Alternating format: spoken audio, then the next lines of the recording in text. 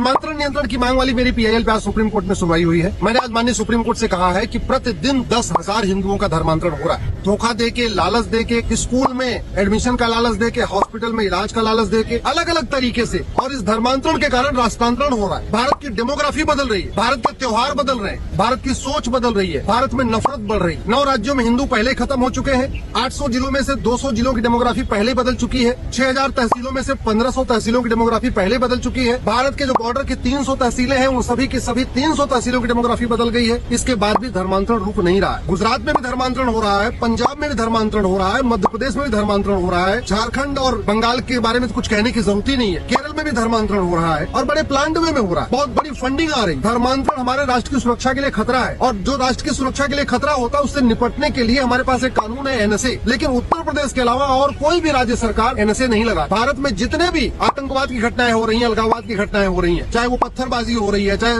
Railway line को पलटने की जो पूरी साजिश चल रही है, ये सब के सब कन्वर्टेड लोग कर रहे हैं। जैसे हिंदू कन्वर्ट होता है, वो हिंदुओं का सबसे बड़ा दुश्मन हो जाता है। जैसे हिंदू कन्वर्ट होता है, वो केवल हिंदुओं से नफरत नहीं करता, बल्कि हिंदू त्योहारों से नफरत करता है, हिंदू विचार से नफरत करता है। इसलिए इसको रोकना बहुत जरूरी है। और हमारे पास जो देश की एकता अखंडता के लिए खतरा हो, उससे निपटने के लिए कानून है यूएपीए। लेकिन पूरे देश में उत्तर प्रदेश के अलावा कहीं पे भी पुलिस यूएपीए नहीं लगा रही। ये जो भारतीय न्याय संहिता बनी है, इसमें एक प्रोविजन है वेजिंग वॉर, इनडायरेक्ट वॉर, और धर्मांतरण अपने आप में इनडायरेक्ट वॉर है, वेजिंग वॉर है। आज की डेट में 9 राज्यों में हिंदू खत्म हो, 800 जिलों में से 200 जिलों में खत्म हो गए, 6000 तहसील में से 1500 तहसीलों में खत्म हो गए। और अगर अभी भी नहीं धर्मांतरण को रोका गया, अभी भी अगर वेजिंग वॉर की धारा नहीं लगाई गई, तो धर्मांतरण नहीं रुकेगा।